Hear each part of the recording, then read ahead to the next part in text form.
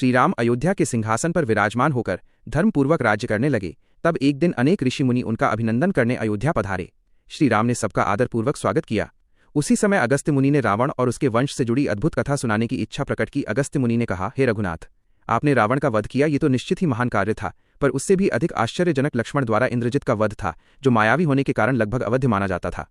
श्री राम ने जिज्ञासा से पूछा, मुनिवर, जब रावण और कुंभकर्ण जैसे महाबली थे तब इंद्रजित की इतनी विशेष प्रशंसा क्यों? तब अगस्त्य मुनि ने रावण के जन्म और उसके वंश का विस्तार से वर्णन आरंभ किया। उन्होंने बताया कि ब्रह्मा जी के पुत्र पुलस्त्य ऋषि अत्यंत तेजस्वी थे।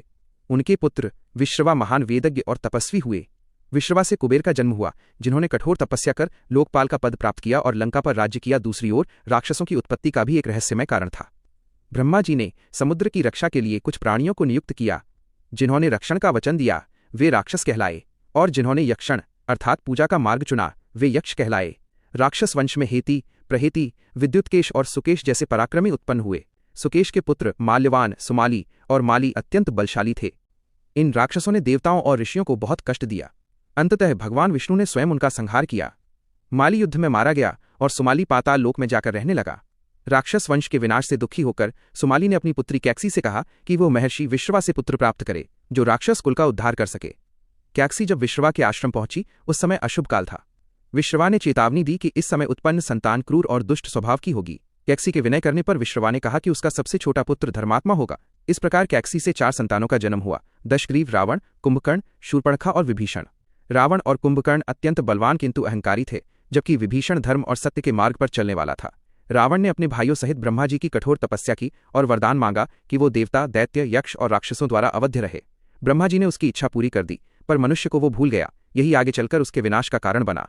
वर पाकर रावण ने कुबेर से लंका छीन ली और स्वयं वहां का राजा बन बैठा। उसने मंदोदरी से विवाह किया, जिससे मेघनाद अर्थात इंद्रजित का जन्म हुआ। सत्ता के मद में चूर होकर रावण देवताओं, ऋषियों और गंधर्वों को सताने लगा। उसका अहंकार तब और बढ़ गया जब उसने भगवान शिव के पर्वत को उठाने का प्रयास किया। शिवजी ने अपने पैर के अंगूठे से पर्वत दबा दिया, जिससे रावण कराह उठा। स्तुति करने पर शिवजी ने उसे क्षमा कर चंद्रहास नामक खड्ग प्रदान किया। रावण के पापों की पराकाष्ठा तब हुई जब उसने तपस्विनी वेदवती का अपमान किया। वेदवती ने उसे शाप दिया कि वो अगले जन्म में उसके विनाश का कारण बनेगी।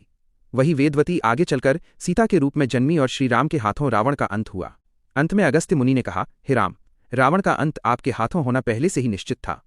आप तो केवल धर्म की स्थापना के निमित्त बने। यह सुनकर श्री राम ने मुनि को प्रणाम किया और धर्म की महिमा को हृदय में धारण किया।